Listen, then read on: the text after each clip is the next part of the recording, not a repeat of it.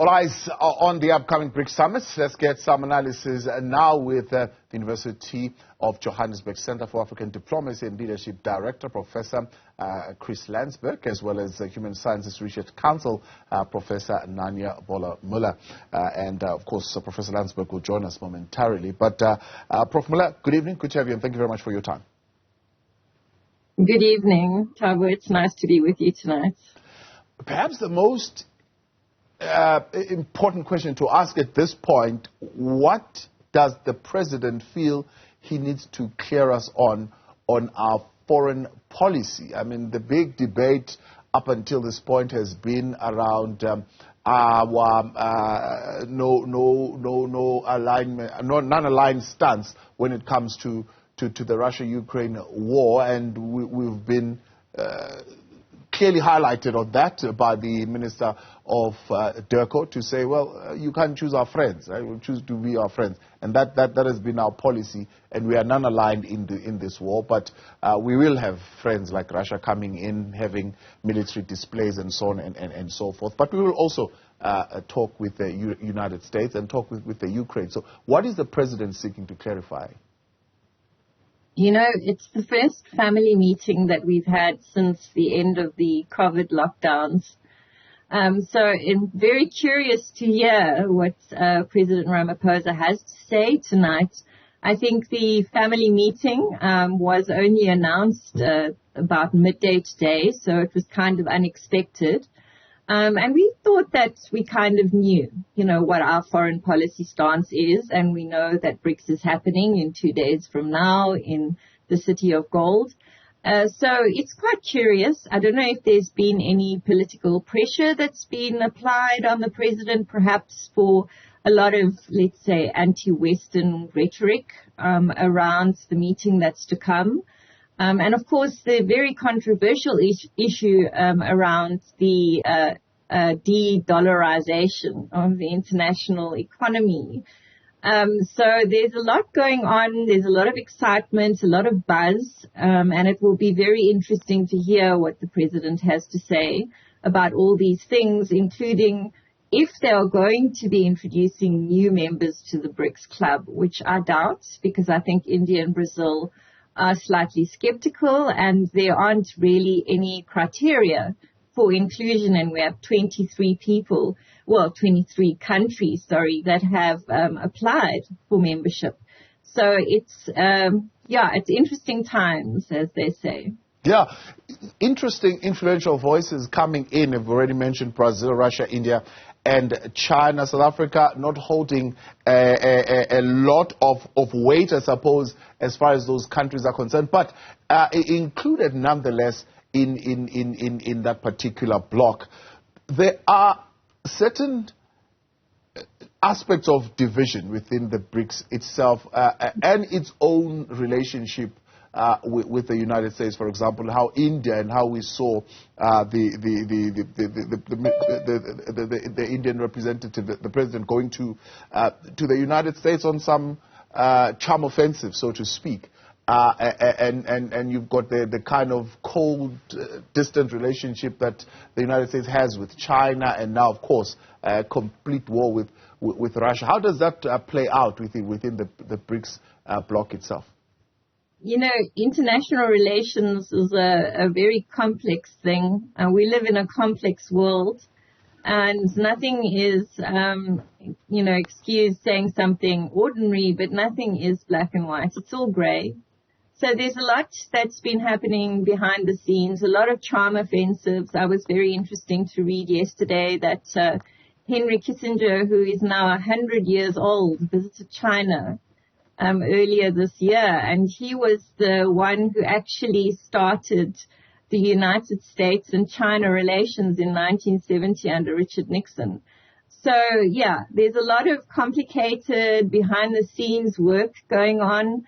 And, the BRICS, the main commonalities between the 5 BRICS countries as we emerging markets or emerging economies, and also we are relatively powerful in our respective regions. But there are differences, and I think those differences are going to play out very much when it comes to the issue of new membership, for example. Yeah.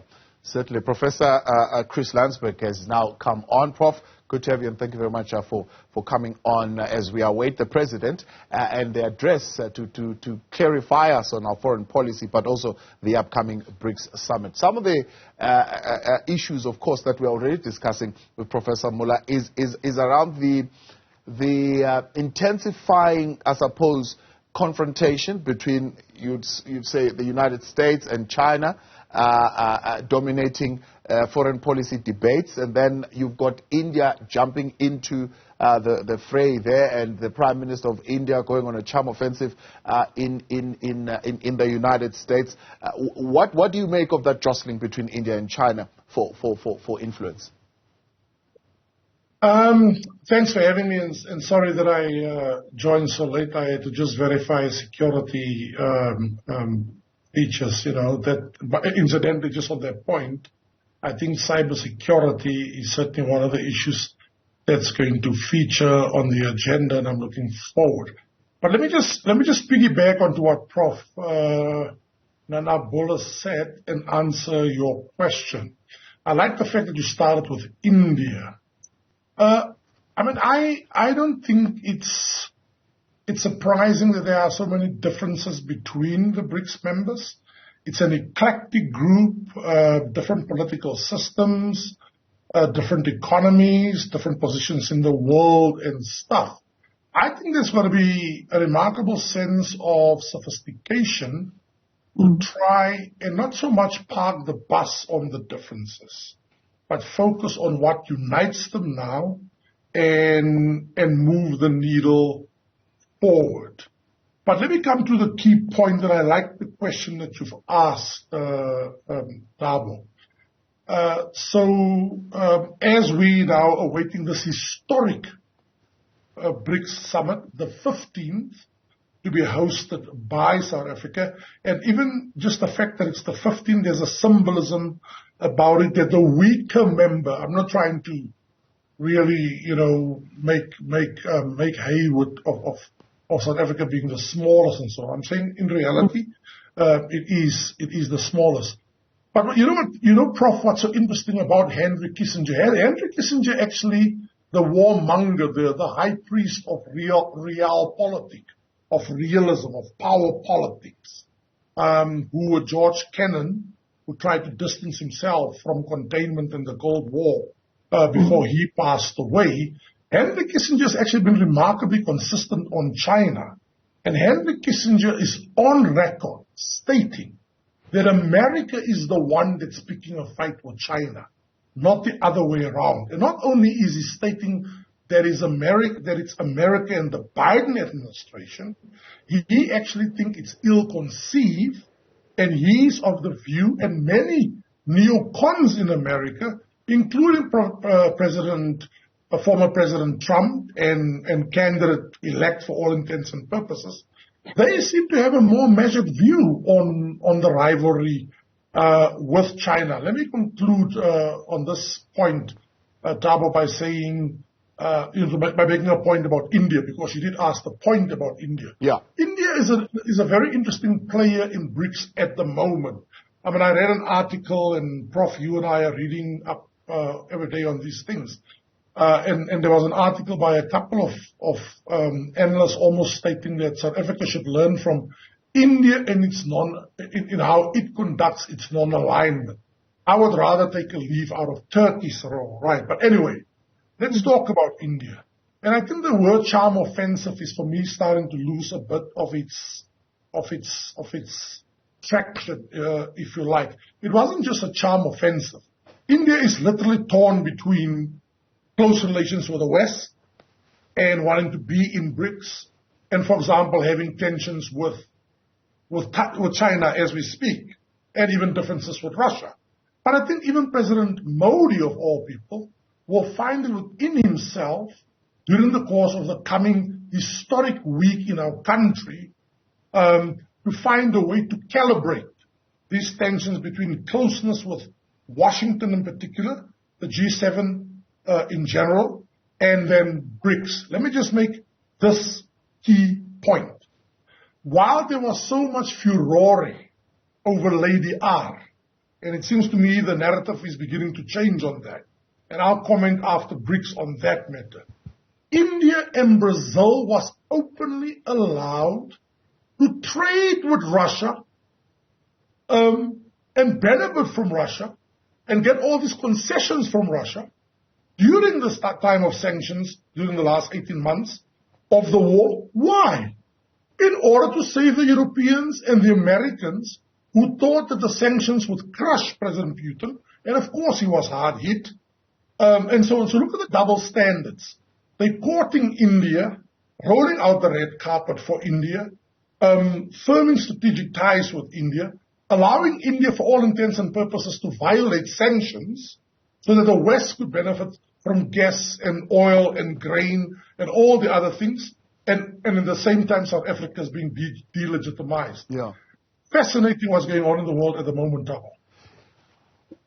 Professor Muller, what are the implications then, therefore? I mean, some economist was asking, what has BRICS done for me lately? You know, what are the implications of the kind of influence that India is having? At some point they were saying they are, for example, one of the rising forces to be reckoned with when it comes to global affairs, with an economy of about $3.5 trillion US. This was in 2022. I don't know where it's sitting now, but you've got China that has been battered its economy because of the COVID-19 situation, but one of the strongest, I suppose, economies as well. What does that bring for South Africa? What does it bring for the African continent? That's a very good question, because regardless of the fact that we want a multipolar, multilateral world, the very first question you have to ask yourself is this in our national interests?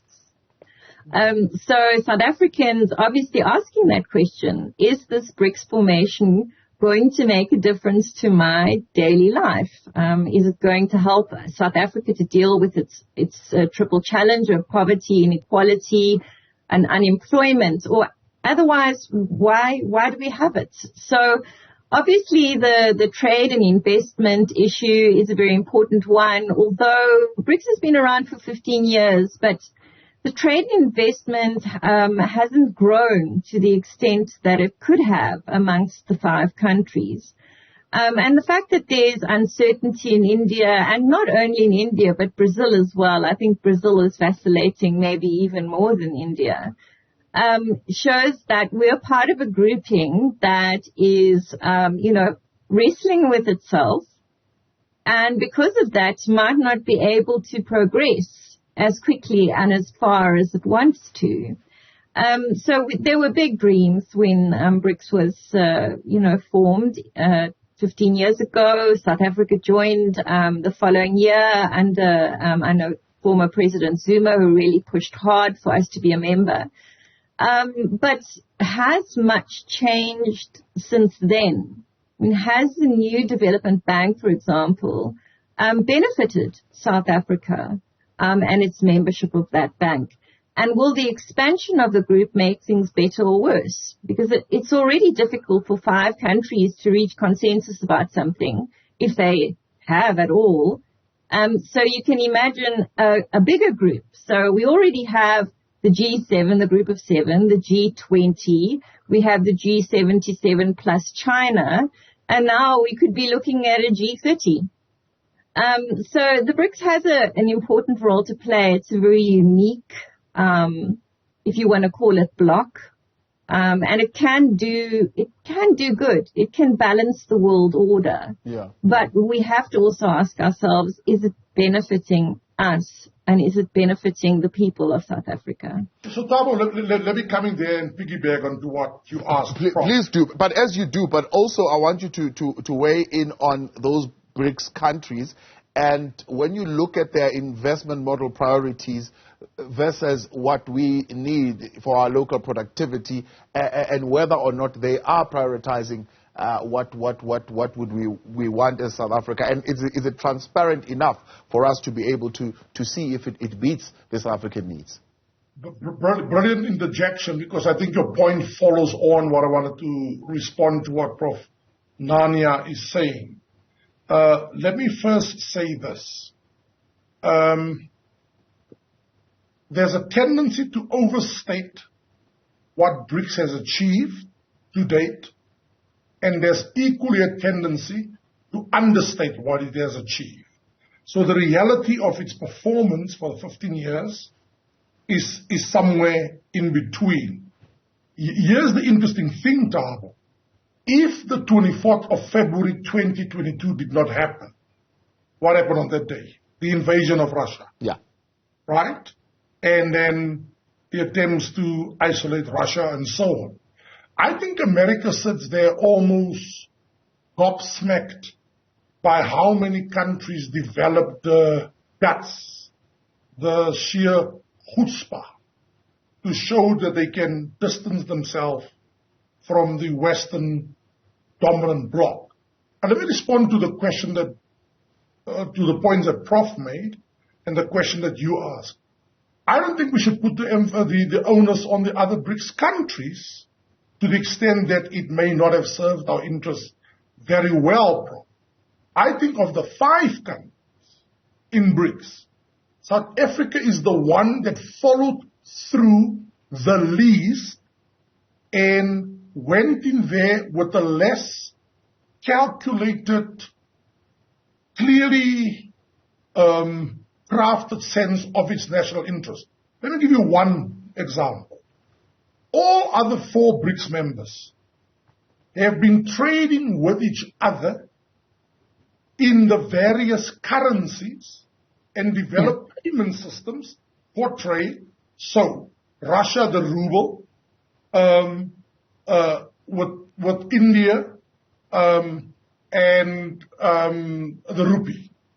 Brazil and India, lots of trade in the various currency. China, by far, advanced. And why is China so advanced? China has an agenda.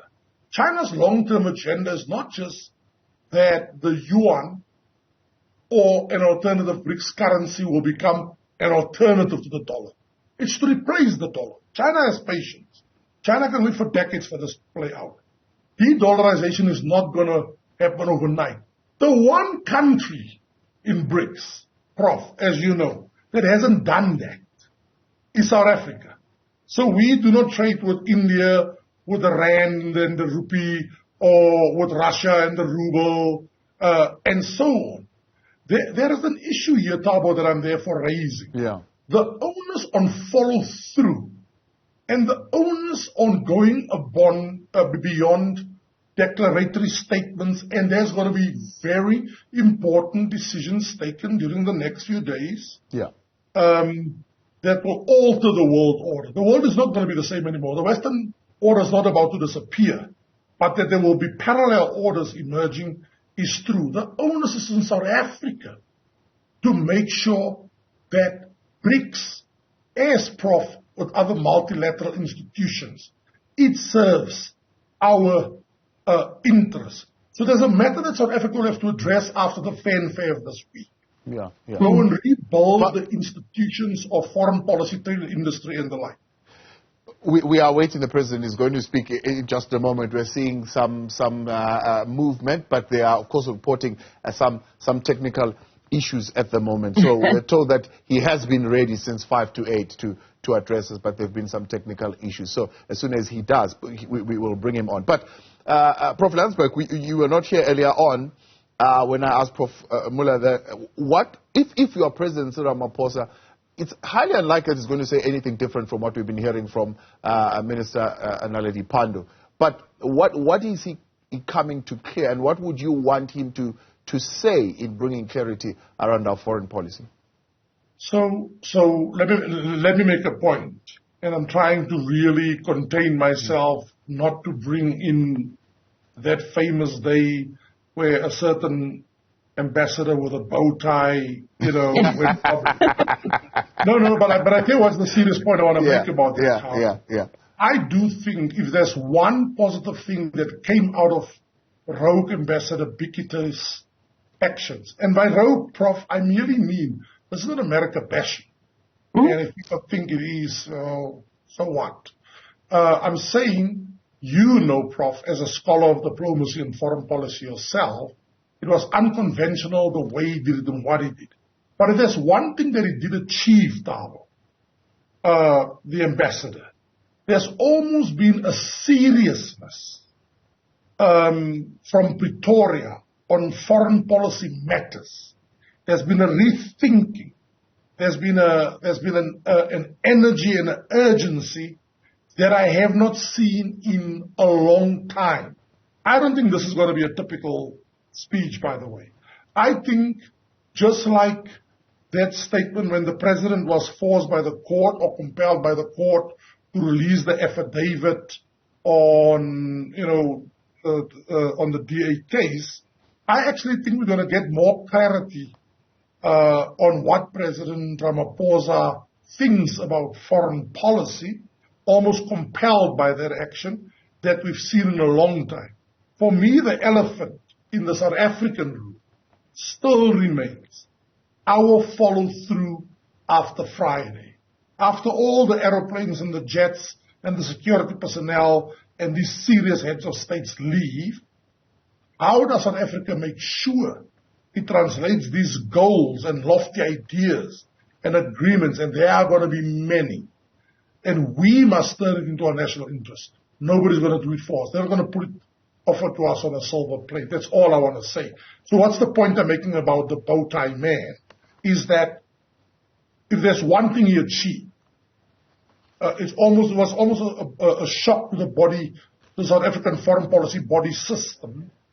And I just think you're going to see a much more thorough, thought-through statement that will talk about the domestic dimensions of this thing, the restructuring of world order, what BRICS means, partnership, and incidentally, non-alignment is going to come through, that we're going to continue to maintain and strengthen our relationships with the West, yet nobody's going to tell us that we shouldn't have friends with BRICS, including President Putin and Russia. I'm told the president is already speaking, but we are having those difficulties in linking, so let me apologize that we are not able to bring that to you at this point, but trying our best to try and establish that connection. Kind of the challenge, Prof, that you were having earlier on in making sure that the securities are right, cyber networks letting us down this evening. We should be able to connect to the president's address any time now, because quite important what he's going to say, and we want to hear what's coming out of there and what he seeks to clarify. But we move from India and China. Let's look at Russia and how much of a role is Russia going to play in the talks that are going to be taking place this week. We know that the president of Russia, Vladimir Putin, will be, in fact, we are seeing all the programs saying, attending virtually. He'll certainly have some degree of contribution, but he won't be here in person. Prof. Muller? You like us to comment on that, Taba? Prof, do you want to go first? I don't mind. If you don't mind. And thanks, Prof. Landsberg. It's lovely to see you again and to speak about these important issues with you. I think Russia is the sort of like, if you want to say, elephant in the BRICS room then. Because, we have a situation where Brazil had voted in the United Nations in sort of, to sanction Russia, right? And Brazil is one of the BRICS countries. And the other four countries decided that they would abstain and take a position of non-alignment. And we know that that is what President Ramaphosa is doing. And we're doing that through, working with other African countries as well. South Africa's always been keen on the issue of non-alignment and international friendship. Prof. Landsberg mentioned the word friends or friendship. Since the time of Nelson Mandela, he didn't want to make any enemies in the world. He was very keen on making as many friends as possible because he knew that that could be of benefit to South Africa. And look at where we are on the global stage now. It has been a benefit of South Africa to be the country that is the peace seeker, if you want to call it that. So I think we've played quite a moral or ethical role in the whole issue of the conflict. We've not endorsed it. Nobody has endorsed it. But we have certainly said that we will decide for ourselves how we want to approach this. And one of the most important issues that we are concerned about is actually a national interest, and that is food security. We can't afford to see this war or the sanctions that are happening because people are starving now because of the issues around grain. So it would be in everybody's interest to see this war ending, and it would be really irresponsible not to try to work towards that end. And I do hope that we have serious discussions, even if it is behind closed doors, about the issue of Russia. Yeah. Prof. Landsberg, let's talk a little bit about Russia. And you mentioned that India, I'm going back to it, is not necessarily a model of what non-aligned stance is, particularly on the position that they have taken around the question of Russia. But do you think Russia is going to be a big point of discussion, at least in the next 2 days? Double, let me clarify what I said about India. What I said about India is that, and if the message that you conveyed now is what you interpreted, then I just want to clarify that's not what I meant. I do think India is actually pursuing not just an active, but such a self-interest-driven non-alignment. So it's almost like saying, when the red carpet was rolled out less than 2 months ago in Washington, I dare any BRICS counterpart to tell me I shouldn't do it. And similarly, let me see how brave Washington is to tell me that I shouldn't befriend and have relations with BRICS. That is genuine non-alignment. Where our non-alignment became questioned, I want to pick on the point of friendship here, Prof, is the now purported selling of arms to one player in a war which questions your non-alignment. What I do want to say, the strength of our foreign policy has always been, to quote Prof, a phrase that you are familiar with, that we've all been studying, South Africa playing the bridge builder in the world, the bridge between North and South, South-South countries, Africa and the South, being a voice for Africa. Just on that point, Thabo, I bet you my bottom dollar, and the reason why I do is because I don't have any, so you can't come and ask me for the money. But Africa, and South Africa pushing for African interests to loom large during the summit is going to be a dominant theme in this speech today. For two reasons. South Africa wishes to restore its credibility and stuff in and position in Africa. I do think there's been attempts, literally, sometimes terribly orchestrated by actors, to delegitimize South Africa as an important actor in Africa. And to be fair, I do think South Africa has lost a bit of its luster and importance in Africa. But let me come to your question about Russia. President Putin is not going to play a spoiler role here. The war at the moment, 18 months later, it's almost in limbo. It's almost like we don't know who's winning and so on. And it's coming at tremendous cost to President Putin, to the point that I do believe those who say he's tremendously weakened. I actually think President Putin is going to participate actively as much as he can. He's not going to retard things, de-dollarization, expansion, and so on, because for all intents and purposes, the West has turned President Putin into a pariah. They think they've turned him into a pariah globally, internationally. They've certainly done it in Western quarters. But there's enough friendship. China is holding all the cards here. So I think President Putin is going to be very strategic about his interests, about BRICS. And the relationship, I think it's going to be a successful relationship where he participate the Russian president virtually. Right. And I think the foreign minister, Lavrov, is going to play a more than indispensable role. Prof, let's leave it there. Much appreciated. Thank you both for coming on. We're trying to get that analysis, and we'll maybe try and get you back on as soon as we hear what the president has got to say. But let's take a break now here on In Focus. We'll try and establish that link to the president's address in a moment. Stay with us.